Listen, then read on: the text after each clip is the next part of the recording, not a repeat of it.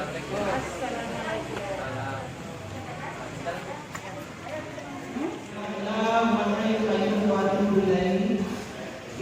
terhormat dan kita banggakan bersama-sama Bapak kita Dewan Pendiri.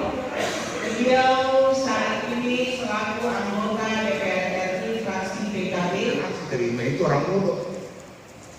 Kata kita pendiri, jaga malam.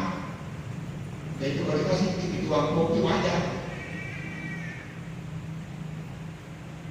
Ya udah kasih tugas melawan, pasti kasih roda.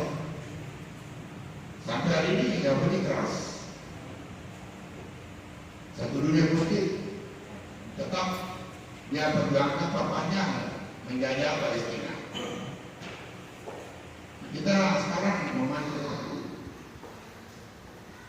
Saya tidak salah ibunya, yang salah itu kita dulu nanti kita pindah satu. Karena hebatnya memimpin.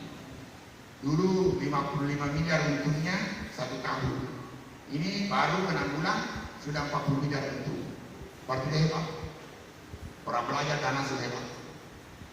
6 bulan dipimpin keuntungannya 40 miliar.